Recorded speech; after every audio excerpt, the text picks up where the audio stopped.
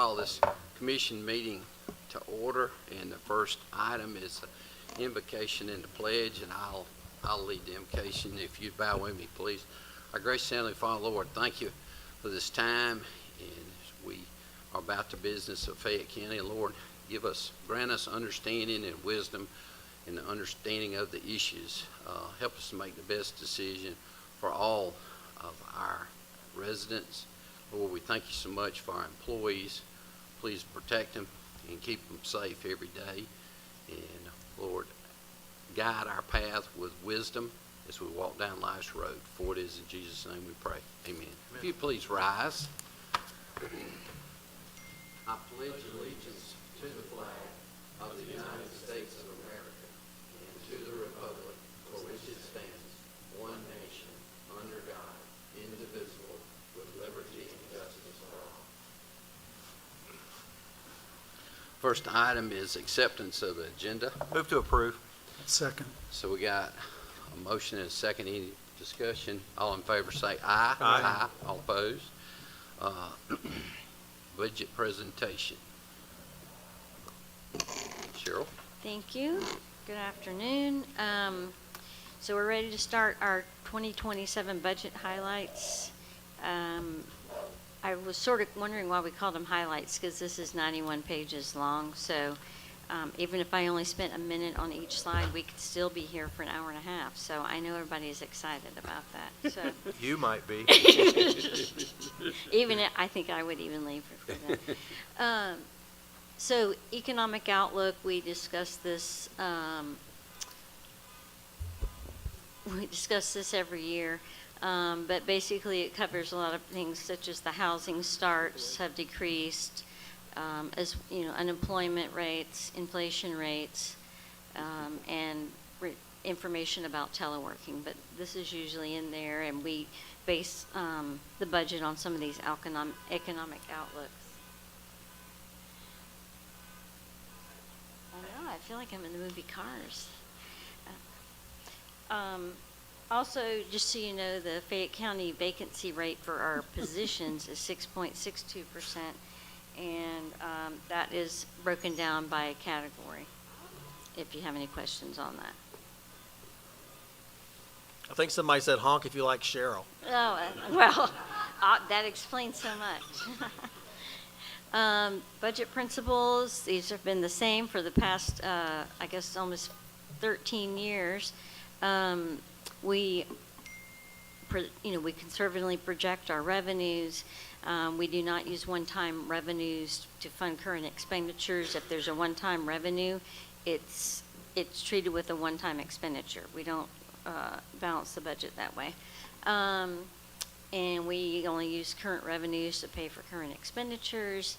And we always check for any links between capital projects and operating budgets to ensure that we have the operating budget available if a project is complete. An example would be the multi-purpose recreation facility, making sure you have the people ready to work in the new building. Planning guidelines, no deficit budgeting, which means no use of unassigned fund balance. In the general fund, we are still planning on keeping the millage rate at 3.763 for the county M&O. And of course, if we had, since we did not keep the millage rate the same since 2013, we have saved the citizens $121.9 million. Rolling capital 5-year CIP is set aside in fund balance. That's going to be $3.9 million for this next 5 years. We're keeping employee benefits, the cost for those the same, and with the medical reserves, and we still are receiving the stop loss, and we have, fortunately, there are no settlements this year, but just regular claims. We continue to offer the 2 choices for medical plan coverage. Those did not change.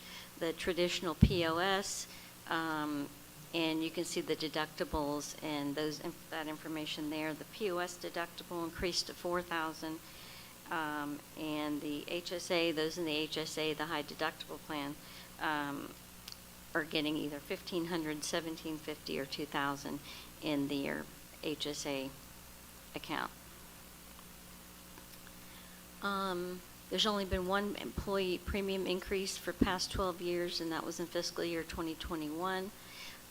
Again, this year, there was an increase in our plan with Cigna, and it was about 7.97%.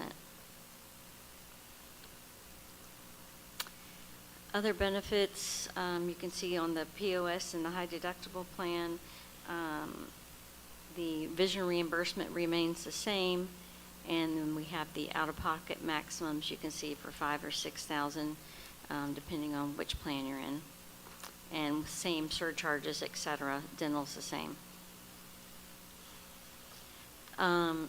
They are partnering with Evernorth and Cigna to provide on-site health coach for one-on-one and face-to-face coaching. We continue the employee wellness program.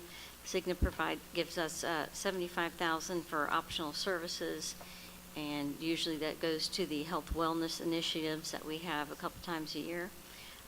We also have county funding for the employee health fair, employee appreciation, and the health mobile screenings. There's still the utilization of the digital lifestyle app, Omada, same pharmaceutical Cigna 90 Now program, and we continue to offer the EAP through OneSource free of charge to the employees. The pharmacy network includes CVS and Walgreens, continue to have the Cigna Wellbeing Solutions health engagement program for the medical plan members, improved FSA contribution limit. It increased $100 to $3,400. Improved dependent care contribution limit increased from $5,000 to $7,500. And we have a new program, EMBLA, which is a personal coach regarding the GLP-1 medications, employee weight loss, and helping them make that transition once they start to get off of those medications. We also have the TextCare text-based healthcare app. And again, it is for all full-time employees enrolled in the county-sponsored health plan. And it's for all kinds of services. As you can see, it's $0 per visit, and it's actually been very helpful. There's been a lot of positive feedback on that. Omada, this program is staying the same. It's for those with high blood pressure and diabetes. It's a program to help with those. Alliant Medicare, that basically is helping the various employees who need to, or family members, work through the Medicare program and figure out what's best for them. There's also the individual health solutions, which also helps employees, terminate employees that are not eligible for our benefits, helps them determine what might be the best way for them to meet their needs. Now we get on to the numbers. So we also looked at this at retreat, but we're estimating at the end of 2026 that the fund balance will be $30.89 million. Inventories, we don't really know until the end of the year, so we keep that the same as last year. Stabilization is based upon 3 months of expenses of what we anticipate the M&O to be for this next year's budget. Emergency is $2 million. The CIP for the next 5 years is, for general fund, is $3.93 million, leaving an approximate $4.4 million for unassigned, and then the $30 million fund balance. So that's how we're anticipating ending this year. So beginning with the 27, this basically is a summary of all the funds that are involved in the budget. And the top line, the general fund, you can see a positive impact of $483,000 to fund balance as of right now, unless there's any changes in the future. You can see that there are some negative impacts to fund balance in those red numbers. Some of those is because we are closing the fund, as in the case of animal sterilization or 911, their CIP projects have to remain in their fund, and so that's why it looks that way with the projects they have coming up.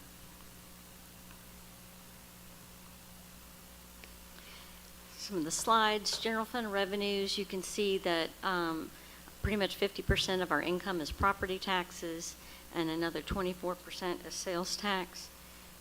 This is the second largest revenue. We are anticipating $20 million in sales tax this year, and the budget for next year is 20.2. Next year's TABT budget is estimated at 7.5 million revenues. And there's other taxes in there as well, property tax, sales tax, and TABT make up most of 75% of those revenues, but there's such things as business license or occupational tax certificates, alcohol licenses, permits, several different kinds of collections that we make, but of course none of them compare to the three big ones. And let me say this, Commission, and I made it to slide 16, so I'm pretty proud of myself. Yeah, we called 16. Let me write that down. This year, the revenues have been very constrained. A lot of that has to do with legislative actions. We've talked about all those different House bills and Senate bills and all those things that have happened. So it made this year very, very tight. Why it's been very tight for us, it's extremely tight for the cities and especially the school board. And I'm sure y'all have heard about that as well. So there's been a lot of uncertainty in regards to what the legislature is going to do and what they attempted to do this last legislative session and what they intend to do at the next legislative session. So you'll hear a little bit of us talk about how we're going to handle some of these revenues that are coming in through personal property later in the presentation. But what you see here is that 75% of all those revenues, if you look at year to year, budget to budget, are very constrained in regards to what we've seen for growth and what we typically see for increases in those revenues as we go forward. Couple that with restrictions of the digest and other things that the legislature has done has really made this a very, very tough budget year, as my department heads would probably attest to. And so it's constrained us from all the things we typically do, which is capital expenditures, staffing, and all those things as well. So I just wanted to just put a footprint in that, because we'll come back and talk about that a little later in the presentation. So looking at the general fund expenditures by function, of course, you can see that public safety is the largest, making up almost 42% of the expenditure budget. General government's pretty much 19%.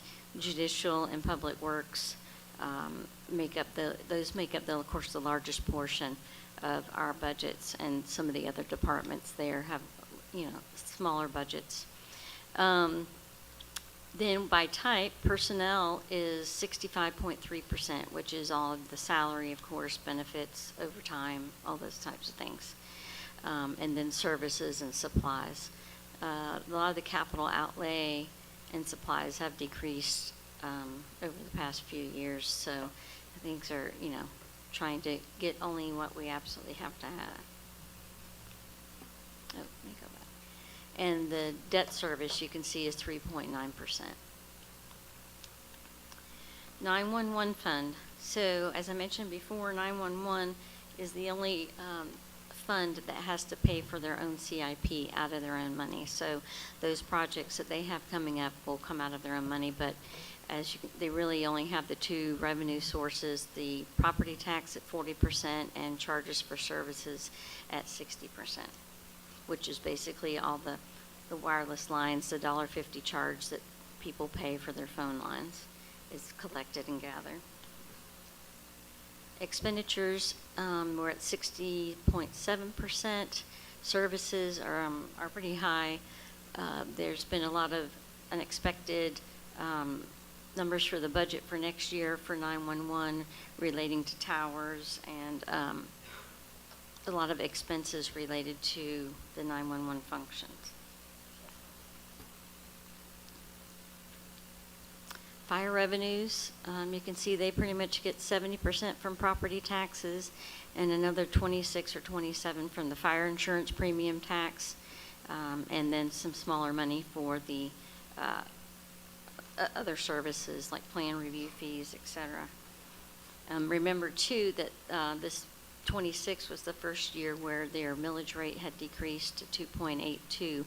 It went down to 0.25 basis points in order to increase for EMS. So, it's been a difficult year for budgeting with the House Bill 581 and, changes in millage rates, the floating homestead. It just makes it very difficult to know exactly how it's going to impact. But hopefully, now that we have a year under our belt, we can move forward and have better idea of what we can collect. Fire offender expenditures are around 80%. They have transfers are basically their CIP projects, and administrative costs are the indirect cost allocation that each external fund pays to the general fund for services such as finance. EMS fund revenues, you can see that property taxes are almost 68%, and then charges for services, which is the ambulance service, makes up the majority of their revenues. Again, as a note, this past year was their millage rate was basically doubled, and that was reflected in the revenues, where they have increased so much over last year. I mean, it did pretty much double, even though we had all those other unknowns with the House bills. Expenditures are a little lower than fire. They are at personnel costs is at 70%. And again, they have the same administrative costs and transfers for projects as the other funds do. Water system revenues, water sales naturally makes up the majority of the collections that they make. Contributed capital, it comes from those outside businesses or agencies where they're contributing for projects or something that they may be wanting. The expenditures by function, you can see that the water system is divvied up into various different sections with the crosstown plants. Their transfers are also for their CIP projects. They have administrative costs as well, and their bond debt is at 15%, but this is for 27, so in October 27, the last payment will be made on the water system's bond debt, so that'll release a lot of available funding for whatever services are needed. And then by type, there's personnel, services, supplies, bond debt, and then transfers. And So that's we're- probably worth mentioning one more time. So we will be debt-free in the water system after this next budget cycle. So how much money does that free up? I mean, what's our Frees up current? $3.8 million, and what we'll do is we'll probably dovetail that into their 5-year CIP and fund a bunch of big projects using that money as we go forward. Good. All right, so we're going to move on to some of our proposed personnel changes. We are anticipating having 836 FTEs, 819 full-time, 38 part-time, and the proposed for this upcoming year is 9 new full-time positions. There's others, and we will go through those next. So fire service EMS is getting a quartermaster, buildings and grounds, ground maintenance supervisor, IT, information systems technician. The library is getting a library assistant 1. Parks and Rec is getting 4, and again, these are largely due to the new facility coming on board. The program coordinator, facilities maintenance technician, and 2 custodians. Road department will have a lead right-of-way trash equipment operator. So that's your total of your 9 FTEs. So looking at the part-time, we said that the library was getting 1 full-time, but they also gave up 2 part-time. So they end up giving up 1.25 and gaining 1. Parks and Rec is getting 8 part-time administrative assistants, which equals 5 FTEs. The tax assessor is getting a part-time internal auditor. And these next slides have no impact to the FTEs. You may see a number, but it's not increasing the number of people.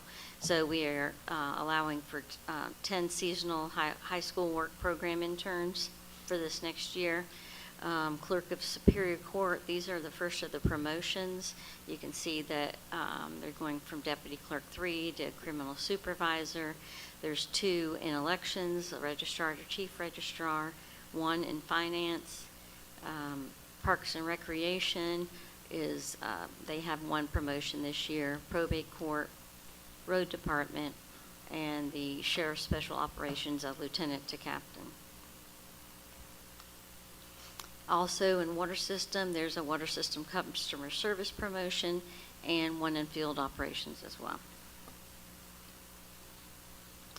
Grade increases, which are slightly different than promotions, are actually increasing a grade.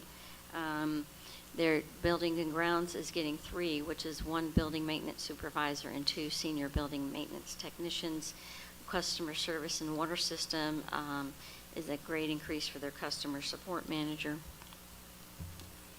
And certification reclassifications, which is another category. You can see road departments getting 3 reclassifications. Tax assessor is also getting 3 reclassifications. Water system is gaining 2 certification increases at Crosstown and 1 at water distribution, 3 at South Fayette, and 2 more in the field operations. These are miscellaneous. These are items that really didn't fall into any of the other categories, but we wanted to make you aware of them. Buildings and grounds here, creating a building maintenance technician 3 classification for advancement opportunities. It is not a new position. Elections is going up by 2 part-time registrars because of the change in the board members. Tax assessor is downgrading 1 of their positions, and the water system admin is also downgrading a position. And these are simply housekeeping items with moving some of the folks that had been working on AMI and various things into the appropriate org that they should be in. So those are the proposed for personnel. We're going to go into the proposed force merit for this upcoming year. Yeah, if we could just hold on one second. In regards to the personnel, when we look at the personnel, the total 13 personnel, 75% of them are directly tied in one way or another to the recreational building as we stand that up. We will know better after a year of operation how well we picked those numbers. As you know, Mr. Russo, dealing with recreation and dealing with residents in regards to how they will use that building will be something that will be determined as the people decide how they're going to use that facility. So I just want you to know we took a pretty good stab at that, working with the Rec Commission to come up with that recommendation. Anita's still showing up for meetings, which is, I think, very positive on my part, because it's going to be a huge undertaking as that building actually comes online. But I did want you to know the very bulk of those positions had to do with the recreational facility. So back to the performance pay distribution, the force merit. All of the standards that we've had in the prior years are all the same. You have to be hired before December 31st of 25. You can't be on performance improvement. It's the same type of information as before, and this is also the same kind of bell curve. The numbers are different this year. This year, the lowest is 0, then 1.25, then 2.5, and then a jump to 5%. So the average of those that we will be budgeting is 2.06%. And again, it's the same, like I said, the same standards as we've had in the past. It's just the allocation is slightly different. And this is how it impacts the various funds. A total of $1.3 million spread across general, state court, emergency 911, drug abuse and treatment, fire, EMS, water system, and then solid waste. So that's how those will be budgeted and are budgeted in this next fiscal year. Maintenance and operations highlights. The defined benefit allocation is 3.63 across all funds. We are using available credits that we have in our DB. They total about 3.7. So we're going to be using 1.2 of those credits as part of our contribution for this upcoming year for the DB plan to meet the recommended. And the recommended was 4.1 million. The defined contribution allocation, we contribute 1.078 million employee retirement, and the deferred comp, it's an $839,000 2.5% match to those who participate in that deferred comp plan. Road resurfacing, there's 2.3 million in technical services. Hauling and asphalt includes road resurfacing. micro hauling tack, et cetera. 6 miles of the HIR, whatever that is. 7 miles of the microsurfacing, and then 12 miles of crack sealing and 6 miles of rejuvenator is what they are planning on using those funds for this year. We are anticipating an LRA 27 supplement at about 1.8 million, and anticipate 3.5 miles of road asphalt resurfacing. LMIG for this next year, anticipating 1.43 million, and it would be a $330,000 match and another 3.5 miles of resurfacing. The inmate medical contract for the jail is, with all the care and other expenses related to that, total $1.89 million for this next year. It's probably important to note, because I'm sure the chairman understands, that this money is actually budgeted in the roads M&O, so it's not funded completely out of local option sales tax or those type of funds, which a lot of jurisdictions do. So we're maintaining that level of funding in our operating budget as well.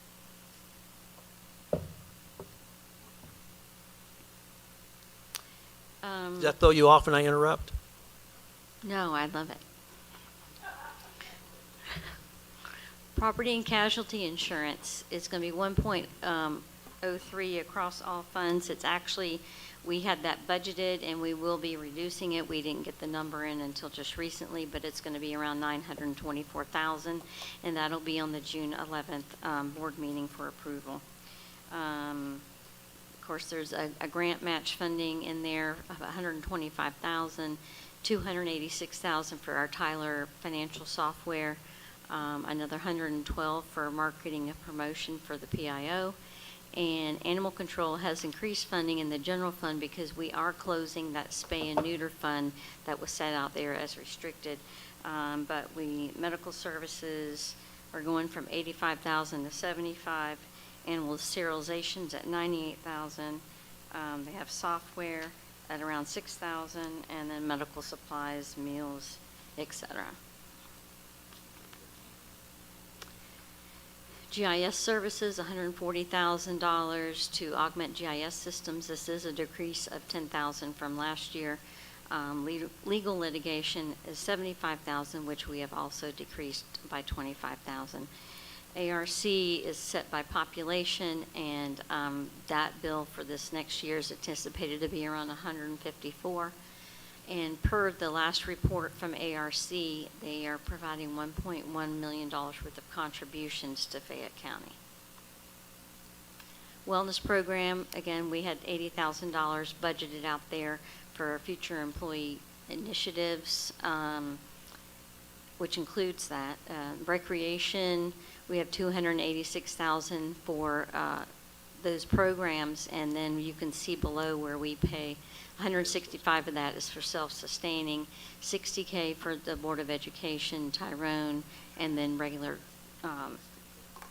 programming money for various other things that might be needed. This is offset by an increase in revenues for this upcoming year of $550,000. That is what we are anticipating related to the new facility and all those associated costs. So we'll have a better idea as next year closes to see how realistic those numbers are. And recreation, $285,000 also includes the parks and the health facility as well. General fund transfers. So we are transferring $1.85 million into the vehicle equipment fund. That includes $750,000 from general fund. Fire is $725,000. EMS is $375,000. So those total are $1.85 million, and those are tracked to make sure we have replacement funds to replace any vehicles as they wear out, etc. The jail surcharge contribution for this year is $315,000, down from $390,000 last year. That's partly due to we will be, as of July 1st, increasing the inmate rate.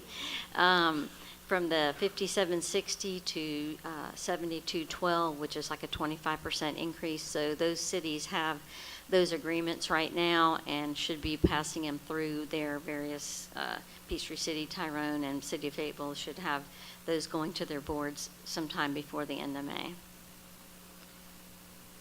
And then on the post-landfill closure expenses, there is no transfer for solid waste this year. It was anticipation of a lease that we were going to have where a company was going to be leasing the property across the street from from the transfer station, and grinding up the grinding of all the limbs and whatever trees and whatever to actually process those, and we were going to gain the revenue from it. So, but at this point, I think we might have some issues that we might need to go work that out with legal as far as reposting and I guess applying in the newspaper. Maintenance and operations for fire services and EMS, it's 2 slides, it's a lot. So they have their 725 vehicle allocation, fire overtime at 5, EMS vehicle allocation at 375. Fire workers comp is at 2, EMS overtime is at 185. 181 for EMS medical supplies, and 127,000 budgeted for bunker gear. 98,000 for the EMS billing services. That's basically the percentage fee that we have to pay out of the collections that we'll be getting from the third party. 93 on striker equipment maintenance, 90 on medical services, and it goes on down to, so basically the 2 most important things on this slide are that Chief Hill wanted to make sure that you guys knew that the $25,000 for blood products, that it's in there and it's going well, the program's going great, and Rapson wanted you to make sure that you knew that our fire chief is now post-certified. And that's priceless. Priceless. So that's why those are in red. And the others you can read at your viewing pleasure. 911, 786 for club service driver, 290 for Carbine project operating license. The cell towers have increased significantly at 273, and they have 175 for overtime. The club service increased 366,000 from last year, and the cell towers have increased almost 115,000 from last year. Water system, chemicals, 1.1 million. Electrical services, 1.3 million, Georgia Power and Coweta Fayette EMC Utilities. The engineering services at 300, software maintenance includes the Beacon software at 270. You'll see the technical services at 206. The Georgia Power interconnection, they have a program called CapEx, and at this point, water system is going to be receiving a $30,000 credit per month for the next 15 years through this program. So that will be applied back into their budget. Streaming monitoring for the permit, 304, utility locate 242, leak protection 210. Outside agencies, the public defender increased by 146,000, 756 for the lower state court contract, and the upper superior court contracts at 449. Senior services, we increased to 508, which is a 9% increase. Mental health services is at 67, because it also includes utilities at the new building. Cooperative extension has a $6,000 increase to 189. Public health is 18 for the base fee that we are mandated to pay, and additional funds for utilities at the new building.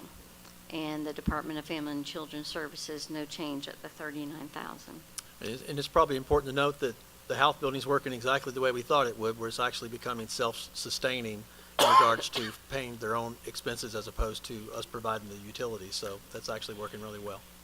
Yeah, and we're also fully staffed for the very first time. Fully staffed for the very, very first time. Yep. So, rather than read you all the CIP completed and in-process projects, I'll let you review that at any time you'd like.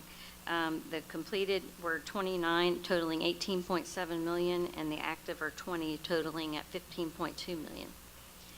Same, the SPLOST completed in process.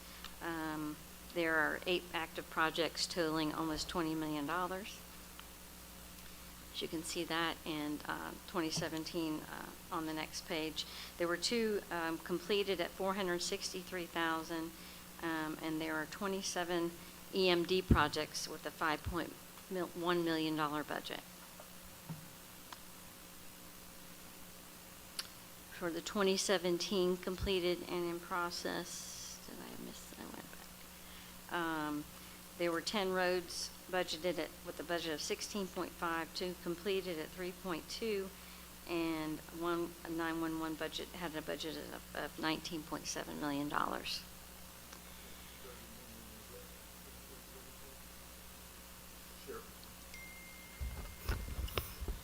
Go back to that previous slide, please.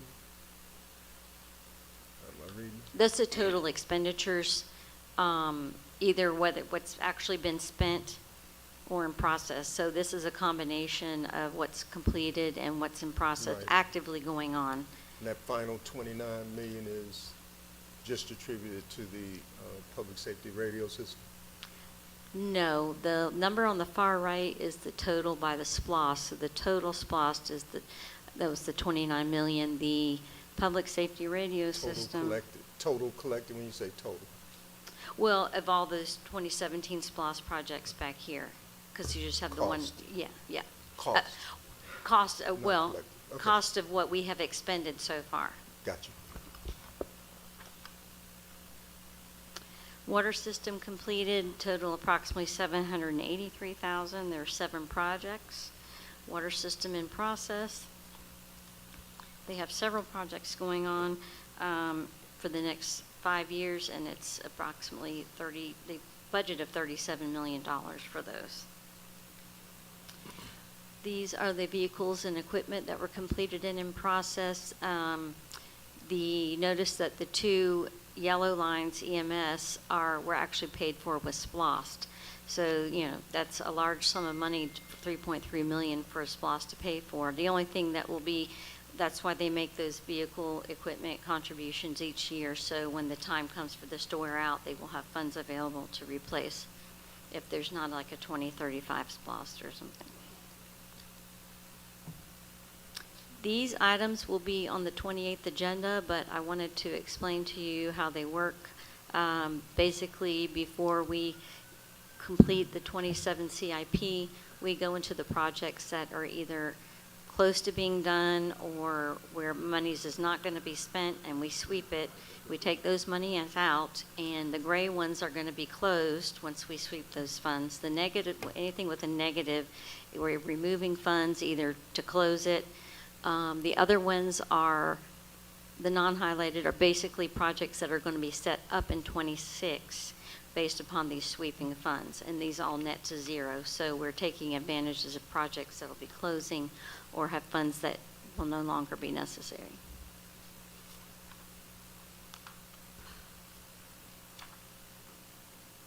So this is a new slide that we have for this upcoming year. It's our TRIP money. It's called Targeted Revitalization and Infrastructure Program. So these funds are special one-time projects. You'll see all the money is in fiscal year 27, and we pay for one-time projects with one-time revenues. We are anticipating that based upon some personal property funds that we'll be collecting in 27, that it would be an additional $7.7 million for the county. The Board of Education would collect another $40 million. Fayetteville would collect $11.6 million. 911 would get $433,000, and EMS would get $2,063,000. Okay, so this is the personal property tax associated with Microsoft personal property, part of QTS.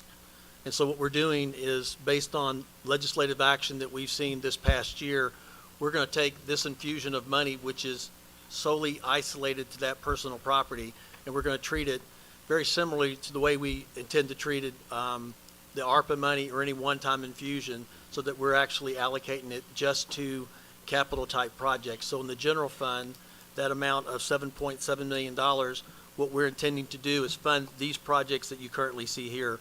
$1.5 million to animal control, so we can shore that project up and complete that CMAR that you'll actually see at the next meeting for $3 million.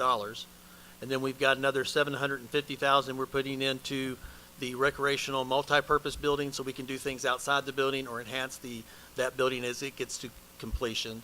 Then we're going to put $500,000 into the East Fayette, the gymnasium over there where the health department is, because that's another function that we have for recreation. So a total of $1.2 million for recreation, and then we're adding $200,000 for the body cameras for not only the code enforcement and animal control, but also the sheriff's department, which is just over $2.5 million. And when you net that out, there's $2.4 million that's left of that money. We're going to set that aside in fund balance, and we're going to wait to see what happens next year with the legislature, whether this money is going to retain in the county, which is obviously our preference, or whether they're going to do something else with it. It's not a stable revenue as opposed to real property, so that's how we're choosing to treat this money this year. For the 911 system, we're going to fund the consoles, which was part of their capital request anyway with that money.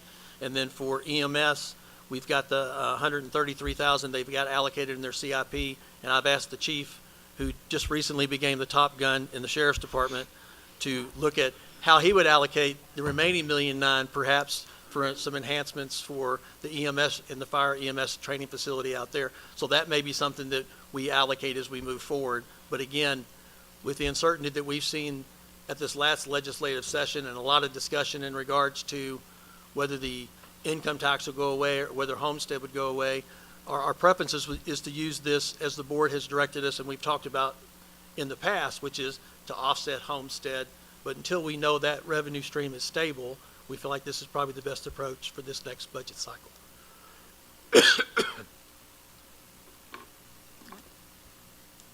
So that's our trip money. Capital improvement program as proposed. So this is our 5-year, and it totals to $3.93 million, which we will have set aside in fund balance for those expenditures. The green ones that you're going to see on these next slides are either new for 27 or have new money somewhere in the 5-year CIP. Also, you will see some of those, for instance, the copier on the second line for animal control is on the sweep. So it's not highlighted because it's going to be set up in 26, but that's how those sweep funds relate back to our CIP. So you can see we have several new projects that we are moving forward with.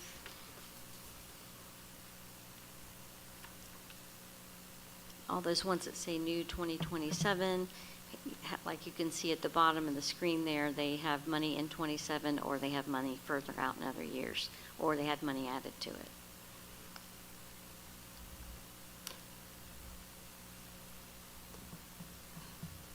So as I mentioned in that far column on the end, you can see that it's $3.931 million for the total general fund.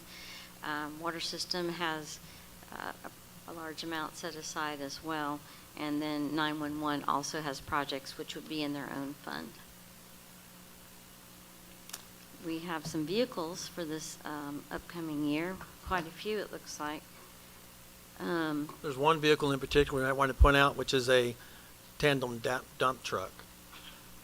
Thank you. Thank you. Make sure you Sorry. get that on the record. I should have highlighted that one, sorry. 2005. So it's total of $831,000 for vehicles, including 6 replacement vehicles for the sheriff's office at $510,000. And then equipment and vehicles together, total $983,000 exactly.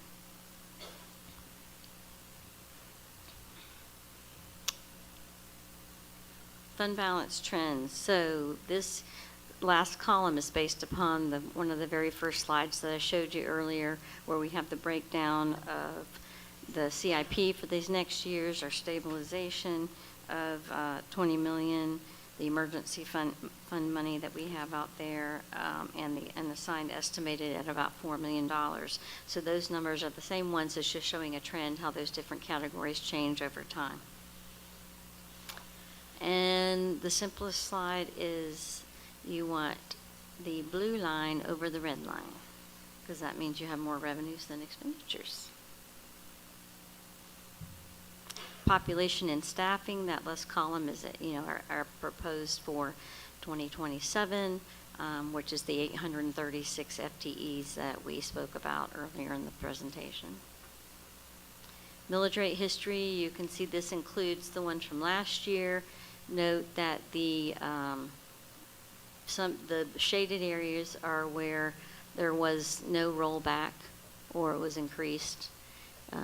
And you can see the history there where a lot of those, especially you can see Board of Education just recently did not change theirs from the year before. Unincorporated county, we've only had a few times when we have not rolled back. And then you can see Tyrone and the other cities in the area. This was also on the retreat slide, but it shows that in the comparison of millage rates surrounding us, we are 15th out of 19th with the lowest millage rate compared to those others. And then, of course, our highlights, millage at 3.763, the impact to general funds positive of 483, 5-year CIPs at 3.931. We have changes in the personnel levels, which we discussed, especially for the recreation facility, to continue that service delivery that we're known for. Budget continues to maintain the commitment to current year revenues and current year expenditures. Employee benefits are the same with some changes in deductibles, and we continue to work together as a team here in the county to try to come up with the best budget possible. So the first hearing is going to be on June 11th at 5 p.m., Thursday, June 11th, and the second public hearing and budget adoption will be on Thursday, June 25th at 5 p.m. Any questions? It is for this one. So I had a couple. Did I miss, in terms of full-time and part-time, nothing being recommended for planning and zoning? I didn't see Yes, that, they did not make the position did not make a recommendation for this year's proposed budget, correct?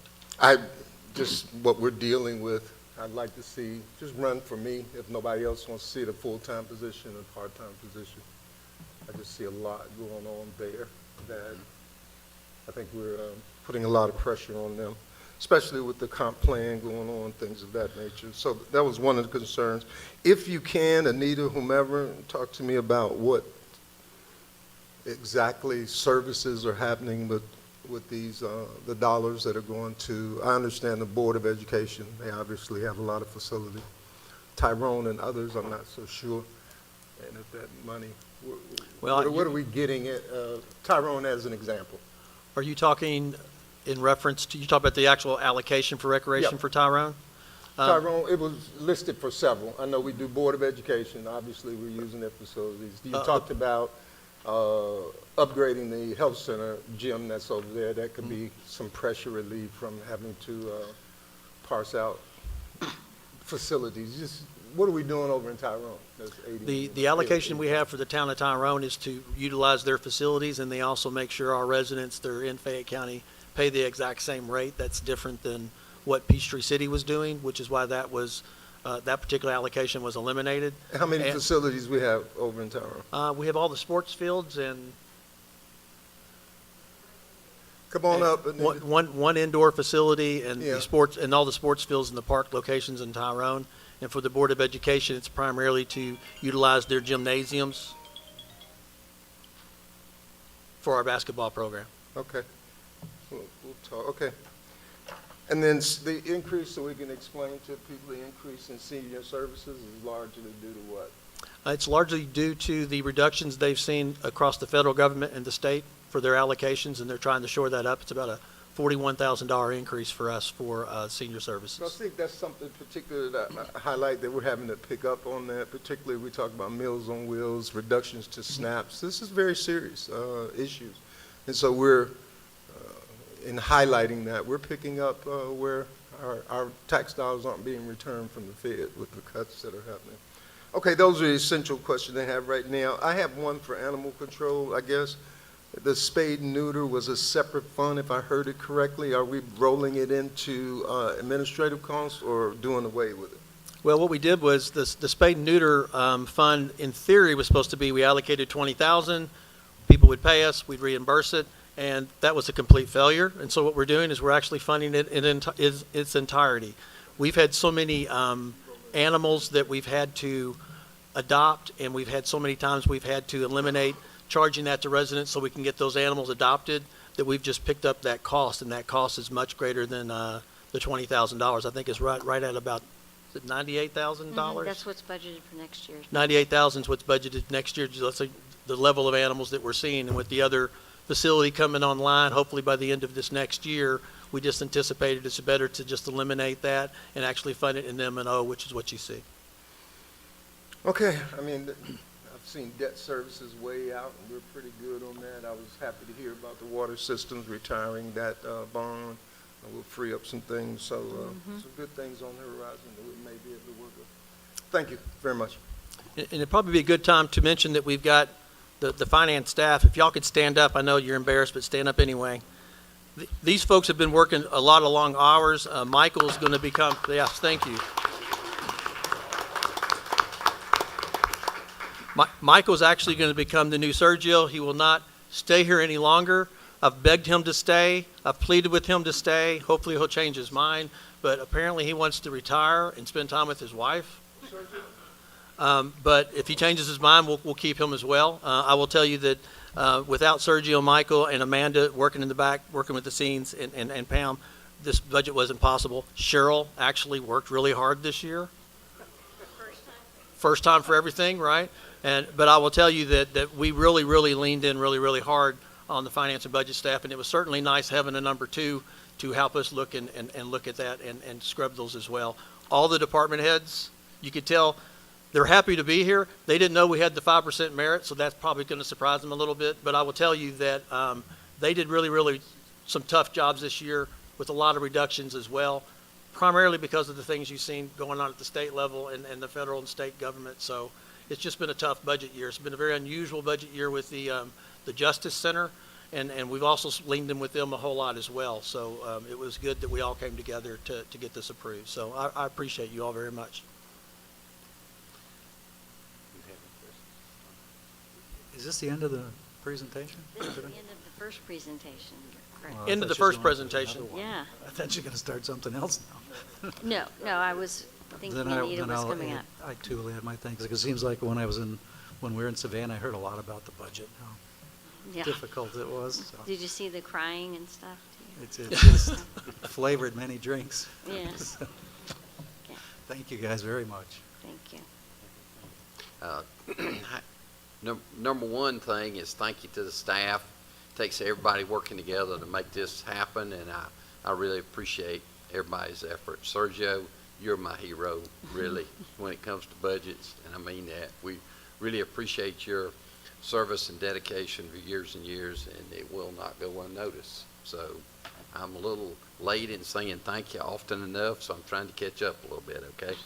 So the other question I'd have, and I get asked this often related to QTS, is, and it doesn't have to be answered this week or even next week, but a projected revenue stream that we expect to get at QTS. And I know there's some unknowns there in terms of when the buildings are going to finish and that sort of thing. And I'd just like your best guess because I'm getting asked that often.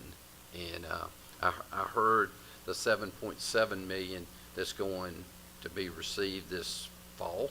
Is that correct? That's For great. the It's general fund. $7.7 million for us, be $11 million for the city of Fayetteville, Right. $40 million for the school system. Right. But that's a So- personal property. That's just personal property.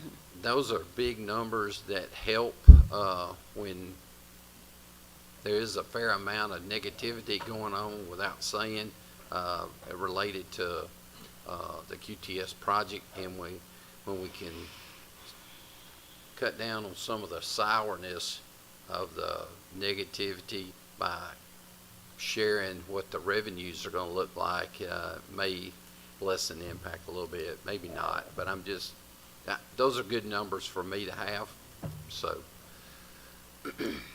We certainly have some projections. I know they're very fluid because Yes. of the activity going on, and And I quite, understand that. and quite frankly, we could share those with the board, but the problem is, legislatively speaking, they keep moving the bar in regards to what those depreciation schedules could be. Right. We can give you really good estimates in regards to the abatements and the timing for the buildings and what the real property would be and what those abatements, those are pretty solid numbers we could actually allocate out. As Right. far as the personal property, which are the big numbers, Right. it's really hard to get just to kind of put it in perspective, our entire digest right now is about $10 billion.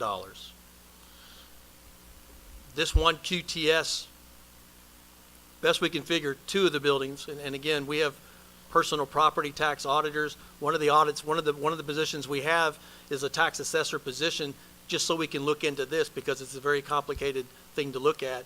But when you look at them adding roughly $7 to $8 billion To the digest. of equipment, you're talking about a $10 billion budget for real property, everything, and now you're adding $8 billion for just the equipment, for just 2 of 13 buildings that are going to come on site.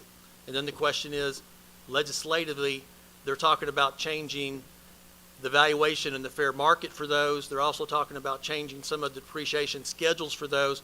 I'd be very leery about giving you any numbers in regards to what we think that personal property is going to look like, just because there's just so much uncertainty associated Right. with it. And the Well, abatement. Perhaps on- giving me the personal property of what we expect this year, which is pretty a given, and how that extrapolates, and with being clear that it's for 2 buildings. Well, the best we can figure is for 2 buildings. Right. But the problem is that data, when it's sent to us, is very, very difficult for the tax Oh, I assessor to understand. evaluate. I understand. What makes it even more difficult is there's laws preventing me and Jason, who would love to look at that data, from looking at it because of confidentiality associated with it. I get And it. it's also certified by the people. So there's all these different things that impede you in doing that, probably by design. And so we can look at that and extrapolate that out to 4 or 5 years, what we think that equipment's going to be. But the first thing the tax assessors have to do is they have to tell us, of that total, of all those billions of dollars, which one's categorized by which type of depreciation schedule. And frankly, we're still working through that process. I understand. And there's a lot of unknowns out there, to say But the as soon as least. we have good data that I think that we can share, I'll be Right. more than glad to share that with the board. Please. We can tell you that the first bill's going out is going to be $7.7 million. Yes. That's all I have. Any other questions or comments from the board? Thank you again. Do I have a motion to adjourn? Nope. Oh, Nope. we got 2 items. We got one more issue, and the second one, I'll just preference why we're doing it this way. Okay. Thank So, you. so the Griffin Judicial Circuit has always been kind of a quasi, they're a separate legal entity, but we've kind of done their staff. Very similar to the way we do tax commissioner's office or the sheriff's office and all those type of things. The Judicial Circuit has decided they wanted to go out on their own and have these employees become their employees. And so what we've done is we've worked with them over the last 4 or 5 months to create, in essence, their own medical plan, their own retirement plan. They have now kind of taken that on. And so what you're going to see in this year's budget is those there's a total of 9 employees that used to be Fayette County employees on behalf of the Griffin Circuit will now become fully Griffin Circuit employees. And so what we have is we've got the budget that we've sent to them in regards to what we think that should be, and now the Griffin Circuit said, here's the budget we want to certify as a budget. And part of the issue that you have with the Judicial Circuit is that they can certify their budget and say, this is what we need to operate. And it's actually, it's almost like a court order saying, this is what we certify we need. And so what we attempt to do, or what they want to do, is they want to give that to the 4 counties so that they can ratify their budget. Very reasonable, rational approach. Because of the timing associated with this, we want to take action in regards to what our opinion of that Griffin Circuit budget would be, because it makes a difference whether we're part of that legal certification moving forward. They intend to do that at the end of May. And so what we've agreed to in a template of an IGA that they've somewhat ratified but no one's approved yet, is we would do that typically in March. We're way past March. And so what we're attempting to do is show you what their budget is, what we're comfortable saying the budget, and we're not really that far off on anything except for one item we'll talk about that we need an action today from the board, yes or no. And we're just trying to decide, are we in sync with what the budget is with the Griffin Circuit? So unlike all the other stuff we're talking about, which will be taken care of in budget hearing number 1 and 2 approved at the end of June, we need to get this ratified so we can get out of that equation of a certification if it goes through the legal system. Does that make sense? I know it's really complicated. We've been dealing with it, me and Dennis, for like the last 4 or 5 months, and so it's a lot to throw at you guys, I know, but we're going to kind of walk you through. There's 2 components of the Griffin Circuit budget. There's the Superior Court component, and there's the Juvenile Court component. And Cheryl's going to do her best to keep us on the same page. Okay. My turn. Okay, so I'm going to really try to make this as painless as possible because it is very painful. So as he mentioned, the Superior Court is one portion of our Griffin Judicial Circuit. Do not try to read all these numbers. The only reason all this is up here is to show you that we have to, it's by person, by judge, supplements, all these other kinds of things that are involved in it. And basically, the first column that you see is what the Griffin Judicial Circuit wanted.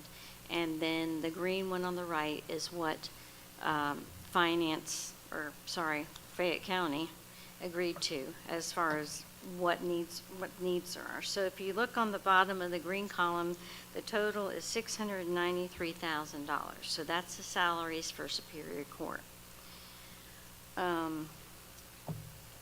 Benefits for Superior Court in the bottom green on the right is $272,000. So the total costs for the Superior Court, including other expenses, which is on this slide, it all comes to, get to that page. It all comes to the $1,062,000. So, which is on the top right of this slide. So, our portion is down there in the green at the $393,000. There are 2 different kinds of rates. There are the current rates that we've been using for juvenile and superior, which are different, but there's also a proposed IGA with the 4 counties in the circuit where we would use a blended rate, blending the juvenile and the Superior Court. So that is what you see on the left-hand side. You see that Fayette County's percentage is 37%, and that would be the same percent for Superior and Juvenile. We are planning on putting that before the board sometime in June. But again, we don't know exactly how the other counties and the Griffin Circuit are going to. Right, it's all sort of unknown and up in the air at this time. So right now, we are anticipating our cost of the Superior Court portion being the $393,000. If we don't use the IGA rate, you can see the little note at the bottom. We'd be paying $14,872 less for this portion. So because our other rate is 35.6, so it's not a big difference here. But this is what we are budgeting, the $393,000 for Superior Court for Fayette County. So I wanted you to see the other expenditures that come in line with Superior Court, everything that we have in our budget that we have to pay for with the 393 comes to $514,000. And again, that could be a different amount if we go back to the other percentage, so. But Superior Court there's no variables in that. It's basically, this is what it's calculated out to be. The only difference is going to be the rates, which we are planning on using the blended rate in the IGA. So then we go to juvenile court. And again, juvenile court, you can see on the green on the right-hand side, those salaries and benefits total $436,000. There are the two judges, you see Ott and Ashman up there on the top left. And on the far right column, you can see a total variance of about $30,000, the two 15s added together. So for this particular scenario, we're going to leave this as is with the salaries at the 436, and then other expenses, making it a total of $457,559. When we apply that to our blended rate percentage, you can see our portion is $123,000. Using the blended rate. If we did not use the blended rate, we would be paying $25,000 more because our rate for this part of the court is 44%. So, between the decrease and the increase, we would be saving $10,890 if the IGA rates are approved. It would net to a savings if we used the blended rates. So now that I've confused everyone with that, we're going to go into, and this is the total cost of the juvenile court in Fayette County's expenditures, totaling around $638,000. So I'm going to give you the Reader's Digest version of what she just said. So in essence, what you have is you've got, in the past, the courts have always been allocated as a percent of population for salaries and for supplements, and there's been a piece that's been allocated based on caseload. When we looked at this and started discussions with the court and we talked about it among ourselves as well as the other counties, we thought it's really cumbersome to do that based on the caseloads. And so what we did was we took the Superior Court caseloads and then we took juvenile court caseloads, added them together, and that's how we got a blended rate. So it's a blended rate of using all the caseloads, but since the state of Georgia took over the supplements, that piece of it has really shrunk considerably, so it wasn't really done on population anymore. It was done by two different caseloads based on the two different courts, but they're one different juvenile, they're just one Griffith Circuit Justice Court. So we basically are treating it as one court using the two caseloads to do a blended rate. We'll communicate all that to the other counties. In regards to what the courts has sent us, they want to certify as opposed to what we want.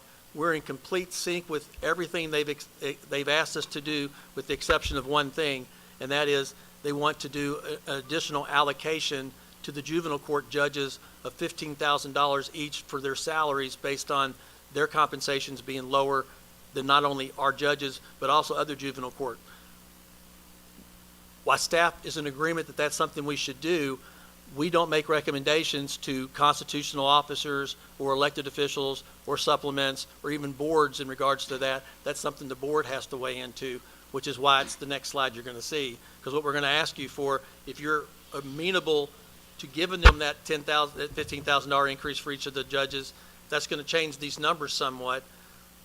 If you vote to do that, we'll amend our next budget at the budget hearing 1, and then we can communicate to the courts that we're in complete agreement with the budgets they proposed. So will our portion, is there a risk of our portion changing if the other partners in the circuit don't agree to these percentages? Yes. And there's also a risk that they could not approve these budgets. There's also a risk that they could approve all the things we're in agreement to, they may not be in agreement with. I will tell you that Spalding County has already sent a request over to split the circuit. So there's already some different opinions in regards to that. I will tell you, Pike and Upson would probably be okay with what we're doing. So there's going to be 3 counties that I think are in sync, 1 county who's not. I'm not sure how that's going to play out. I would envision what's going to happen is that the court would do a certification to Spalding saying, this is what we want, this is what you need to do, and then it'll have to run through that process. But we're either going to be a part of that because we didn't agree to the juvenile court judges allocations, or we would not be party to that certification process. Right now, our numbers could be fluid. Yes. Yes. Well, I just heard you. What I think I heard you just say is you're getting ready to ask us to approve the 15,000 for juvenile to include in the projections? It's That- an that- option. It'd be 15,000 per each judge as additional compensation, and then we'd run it through the 37%, which is our portion of Yeah. allocation. What we currently have loaded in the budget and where we end up is like $1,059 difference. So it's not a material amount of money, but it will change the numbers. Unless the percentage change. Which could happen. Hmm? The percentage, The you said percentage, lesser percentage. Yeah. right, the blended versus the other. So you gave me a long answer. We're talking about a motion, you want us to consider a motion to include 15,000 for the 2 juvenile court people That is correct. only, not to, and you're going to run some numbers once conversations continue to be had between the members of the circuit. What we would be asking you to do is to approve the approach of this budget that we've talked to the juvenile court judges about, the approach to the IGA, which they've somewhat ratified that no one's approved at the county level yet, and those two components with that $15,000 increase is what you'd be approving. So you'd be approving, in essence, the budgets for the juvenile court and superior court as part of the Griffin Circuit in its entirety. You'd be approving that piece of this budget, this $1 million budget, as opposed to everything else in the budget in the general fund. All right, let me see if I can follow. All right. So let's say hypothetically, I made a motion for what you just described, but not to exceed these current numbers, meaning I'd like for you to come back if the others don't agree, because the numbers are going to change. Oh, we will come back if the number, if no one else agrees, I am confident you will be well aware Well, that I that's want to a make sure problem. you're clear where, in your conversations with them, if others are not amenable to this formula, then we're not stuck with another number that's going to come back exponentially, whatever. So, I think I whatever- captured it. Thank you, Mr. Chair. Huh? Because whatever you approve tonight, you would see in the budget hearing for number one, and by then, we should have some feedback we could provide at our first budget hearing on June the 11th. And if anything changes, again, nothing's going to change to the budget unless this board approves whatever change that is. So do you need 2 motions, one to add the 15 and one to execute the IGA, these numbers you're proposing, or are they all in one? If Dennis was here, I'd say he'd want 2 different motions. Okay, do you want to go ahead and make your presentation on or is the 15,000 just what we're asking for? Well, basically, it comes to the option of funding 2 judges at 15 plus the FICA that's included, FICA Medicare, so it's another $32,295. Our portion of that with Our the supplements would be increased by like $11,000. And so it's basically with the savings that we have with the blended rate. Mr. Russell, she's a numbers person. I mean, What I need- $1,059. What I need from you is a motion to approve the juvenile court judges to both get an additional $15,000 as a supplement. So moved. Do I have a second? So I'll second it. Is there any further discussion? No. All in favor, Well, yeah, there's Okay. others got it. speak quickly. Edge, would you, I know Steve said that if the numbers change, they bring it back. I'd like to be locked in and say at these current numbers, and then as a part of amendment to the motion, approving the numbers as they are right now, because they're going to change, conceivably they can. Yes, you could approve option one. Option one reflects everything that Right. that motion would You envision. follow me? I do. I also know Steve's going to come back to us in the next budget hearing. So none of this is going to take effect until we have the final vote on the entire budget. So I'm fine with just keeping it like it is. Other comments? All in favor, say aye. Aye. All opposed? Thank you. And then I'd want a motion to approve the Griffin Circuit budgets as presented, which includes all that. So moved. So we got a motion and a second. Is there any further discussion on that? The only comment I'd make is thank you to staff for working through this. This has been a little bit painful, to say the least, trying to come to get to this point, and I really appreciate everybody's involvement in keeping a good, open mind with it. So, with that being said, all in favor say aye. Aye. All opposed? Is there anything else we need to do? I think that's it. Do you need a motion to approve the budget going forward? No, what we'll do is we'll take what we have now, which is a budget that's been properly approved, and it's not ratified until the actual adoption at the end of The actual June. adoption. But this budget would be ratified, and we can go ahead and communicate that to not only the court, but we'll communicate that to all the other Sure. counties and sit down, have a meeting with them and walk them through everything we just walked you In the through. final county budget, the folks will have two public hearings in which to speak about the county budget. I just want to make sure everybody understands that, for those listening out there or present in the room, this doesn't end the budget process for fiscal year '27. It just gives the county administrator and staff enough guidance to follow so that they can present us with the budgets at those public hearings. Thanks. So do I have a motion to adjourn? So moved. Second. We got a motion and a second. All in favor say aye. Aye. Aye. Thank you.